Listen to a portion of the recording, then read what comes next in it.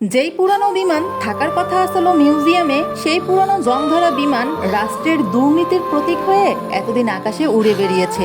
আকাশ থেকে মাটিতে পড়েই সে শুধু রাষ্ট্রের শ্রেষ্ঠ পাইলটের জীবন কেড়ে নেয়নি, সে কেড়ে নিয়েছে অসংখ্য অবুঝ জীবন। যারা জানেই না তাদের অপরাধ কি, যারা কখনো জানবে না কেন তাদেরকে এভাবে জীবন দিতে হলো। চিন্তা করে দেখুন, আমাদের দুর্নীতি আজ আকাশ অবধি ছুঁয়েছে।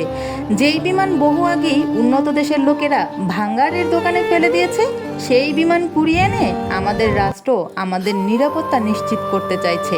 ফলাফল, বেসামরিক জনে প্রশিক্ষণের নামে লাশের পর লাশের স্তূপ। যেই বিমান প্রশিক্ষণের কাজেই লাগে না, সেটা কিভাবে আমাদেরকে সুরক্ষা দেবে? এটা দুর্ঘটনা? না না, মোটেও না। এটা দায়িত্বপ্রাপ্ত ব্যক্তিদের অবহেলা। এটা দুর্নীতিগ্রস্ত সেই সকল লোকের পাপের ফল। কিন্তু তাদের এই পাপের খেসারত আমরা কেন দেব? এই জবাব আমাদেরকে কে দিবে? রাষ্ট্র বা দেশ বা সমাজ আজকে কোথায় এসে দাঁড়াইছে? এরা যেন সাধারণ মানুষের জীবন নেওয়ার জন্য মরিয়া হয়ে উঠছে।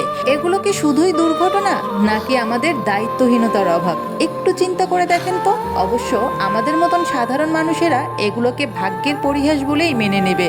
তারা হয়তো চিন্তা করবে যে ভাগ্যে ছিল বলেই এমনটা হয়েছে। সত্যিই কি ভাগ্যে ছিল?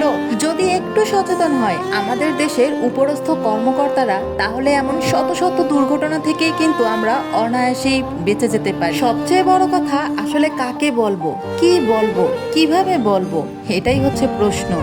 এত এত আহাজারি আর যেন পরাণে সহ্য হচ্ছে না। এগুলো চোখের সামনে আর দেখা যাচ্ছে না।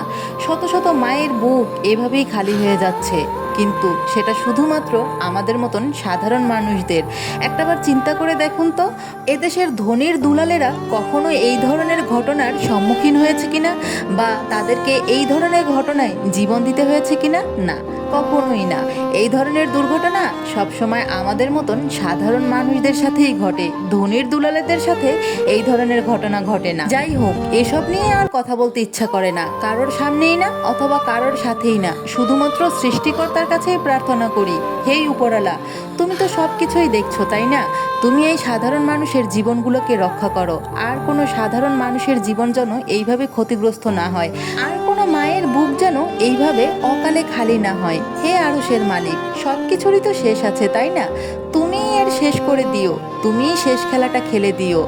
এই অন্যায়ের তুমিই বিচার করিও এবং সঠিক বিচার করিও, এই বিশ্বাসটাই রাখি সব সময়। তাই সব সময় এক বুক বিশ্বাস নিয়ে তোমার দরবারে হাত তুলে বলি, হে সৃষ্টিকর্তা, তুমিই এর অবসান ঘটাও, তুমিই এর উত্তম বিচার করিও। আর কোনো বলার ভাষা নেই। সত্যিই আজ ভাষা হারিয়ে ফেলেছি। এত এত আহাজারি চোখের সামনে আর কেন জানি না সহ্য করতে পারছি না। হে সৃষ্টিকর্তা, তুমিই এর বিচার করো।